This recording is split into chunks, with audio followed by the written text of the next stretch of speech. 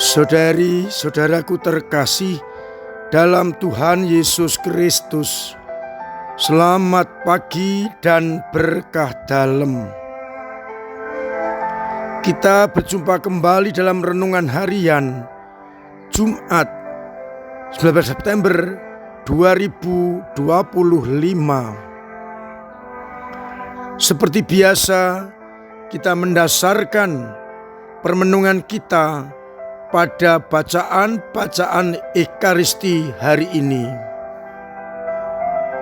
Bacaan yang pertama, surat Paulus kepada Timotius yang pertama, bab 6, ayat 2c sampai 12. Paulus mengingatkan kepada Timotius agar mengajarkan dan menasihatkan kepada jemaatnya agar mengajarkan ajaran yang tidak menurut ajaran duniawi, di mana ada orang yang mengajarkan ajaran lain dan tidak menurut ajaran yang sehat, yakni ajaran Tuhan kita Yesus Kristus. Ajaran yang benar-benar sesuai dengan iman kita haruslah ditegakkan. Janganlah mengajarkan ajaran orang yang berlagak tahu, padahal tidak tahu, mencari-cari dan bersilat kata, yang menyebabkan orang iri, dengki, fitnah, dan curiga. Persekongkolan orang-orang yang tidak lagi berpikir dengan sehat, yang kehilangan kebenaran dan mengikuti kehendaknya sendiri. Tetapi hendaklah mengajarkan dengan ajaran yang benar. Hai manusia Allah, jauhilah semuanya itu dan ajarkanlah keadilan, takwa, kesetiaan, cinta kasih, kebenaran, dan kelembutan hati. Bertandinglah dengan iman yang benar dan rebutlah hidup yang kekal. Karena untuk itulah kalian dipanggil menjadi orang-orang kudusnya, orang-orang yang berkenan kepada Allah. Sedangkan bacaan Injil diambil dari Injil Lukas bab 8 ayat 1 sampai 3. Digambarkan Yesus yang berkeliling dari kota ke kota dan dari desa ke desa memberitakan Injil Kerajaan Allah, diikuti oleh dengan ke-12 rasul serta beberapa perempuan yang telah mendapatkan kasih karunia Allah lewat Yesus Kristus, dibebaskan dari setan-setan, dibebaskan dari berbagai penyakit. Mereka menyertai Yesus dan melayani. Mereka adalah Maria yang disebut dengan Magdalena, yang telah dibebaskan dari 7 setan, Yohana, istri Kusa, bendahara Herodes, dan masih banyak perempuan lain lagi yang mengikuti Yesus untuk melayani dan mendukung pewartaan kerajaan Allah oleh Yesus dan para muridnya. Saudari-saudaraku terkasih dalam Kristus, Paulus selalu mengingatkan entah kepada jemaat-jemaatnya, entah kepada sahabat-sahabatnya. Hari ini Timotius diingatkan agar mereka mengejar keadilan, ketakwaan dan cinta kasih dan mengajarkannya kepada umat. Jangan terkecoh oleh ajaran-ajaran asing, ajaran yang tidak sesuai dengan kehendak Allah, ajaran yang tidak sehat, ajaran yang mengikuti kehendak sendiri. Kita pun disadarkan oleh Paulus bahwa kita sudah dipilih menjadi anak-anak Allah. Maka hendaknya kita menerima ajaran yang baik dan mengajarkannya kepada orang lain. Bukan mencari kepentingan pribadi, tetapi menghadirkan kasih Allah di tengah-tengah dunia ini. Jangan mencari keuntungan, tetapi carilah kehendak Allah. Maka kita boleh bertanya pada diri kita sendiri, selama ini ajaran yang kita terima dan kita ajarkan kepada orang lain, ajaran macam apa? Hendaknya kita tidak mencari dan mengajarkan ajaran duniawi yang berlawanan dengan Allah, tetapi hendaknya kita mengejar dan mengajarkan keadilan, takwa, belas kasih, agar akhirnya cinta kasih Allah benar-benar dirasakan oleh banyak orang.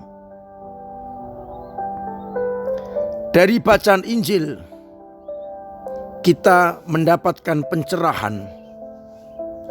Yesus mewartakan kerajaan Allah, dan kita pun juga diajak mewartakan kerajaan Allah lewat cara kita masing-masing, lewat panggilan kita masing-masing. Para murid mendukung Yesus. Demikian juga perempuan-perempuan ambil bagian dalam karya itu dengan cara melayani Yesus dan para murid dalam mewartakan Injil kerajaan Allah.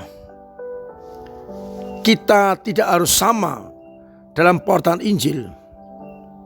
Ada para imam, biaran-biarawati, tokoh-tokoh awam, tapi juga ada umat biasa yang juga bisa mewartakan kerajaan Allah dengan mendukung pelayanan gereja lewat doa-doanya, lewat pemberian diri, pemberian karya, pemberian waktu, dan pemberian dana. Maka saya mengajak kita sadar bahwa kepada kita punya tugas yang sama, yakni mewartakan Injil kerajaan Allah. Hanya caranya berbeda-beda.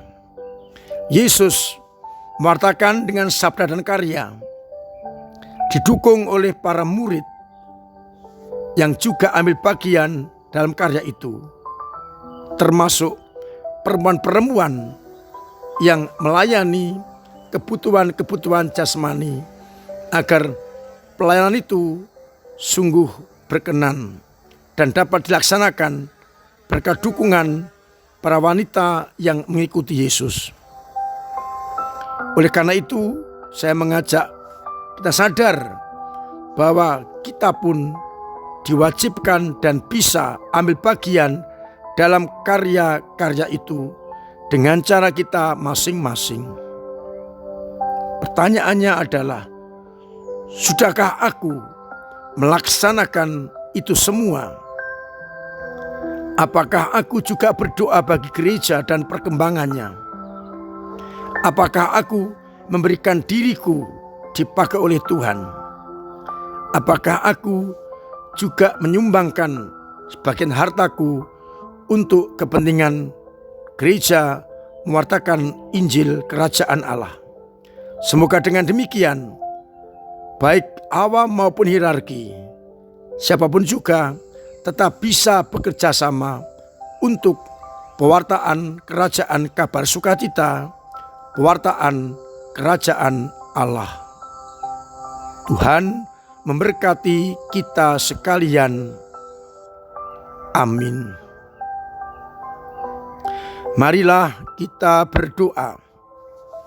Bapa yang penuh kasih, sabdamu mengingatkan kami untuk mencari yang benar, mencari keadilan, ketakwaan, belas kasih yang kau tanamkan dalam hati kami. Dan kami kau sadarkan untuk ambil bagian dalam karya perutusan pewartaan kerajaan Allah dengan cara kami masing-masing.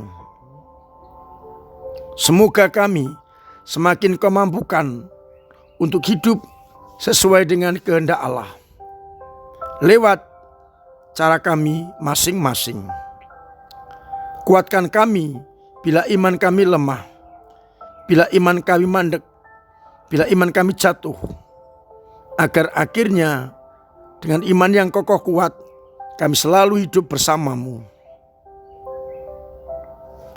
Semoga umatmu yang sakit engkau sembuhkan, yang punya beban berat engkau ringankan, yang punya persoalan engkau bantu untuk mengurai, agar akhirnya